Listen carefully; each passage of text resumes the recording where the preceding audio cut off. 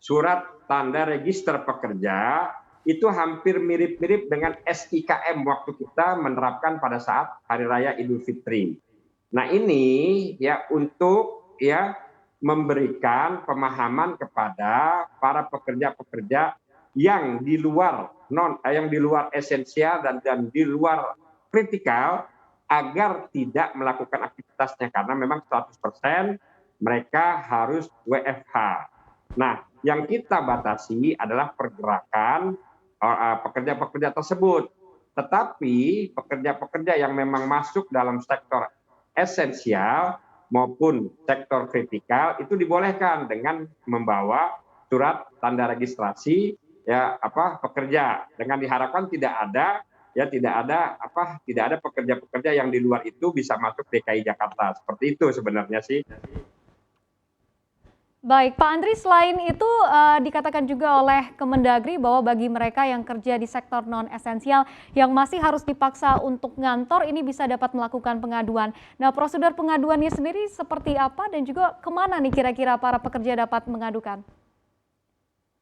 Jadi begini, kami ya dalam hal melaksanakan kegiatan monitoring itu banyak sekali strategi yang kita lakukan.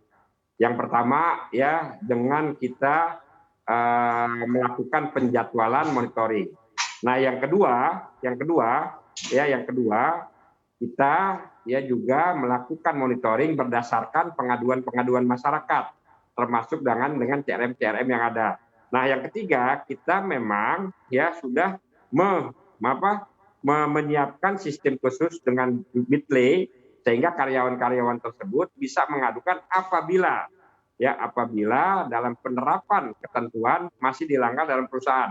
Nah, biasanya itu lebih valid karena pengaduannya ini ya berasal dari internal.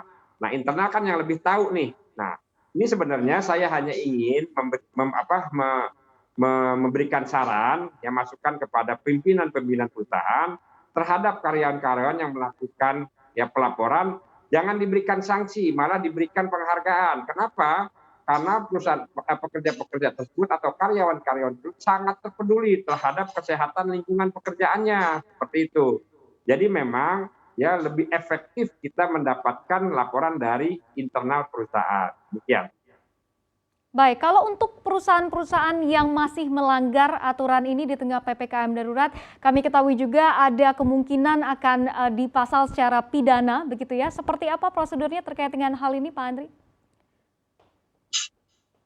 Jadi begini, ya, memang dalam penerapan ketentuan ya di sektor kesehatan apabila perusahaan-perusahaan itu tidak mendukung ketentuan yang berlaku, ini bisa dipidanakan. Tetapi kami masih melakukan pendekatan sosialisasi agar ya proses ke arah sana tidak perlu. Kenapa? Yang saya katakan tadi, ya sosialisasi yang kami lakukan bahwa ketentuan ini untuk kemajuan ataupun untuk kepentingan kita bersama. Demikian.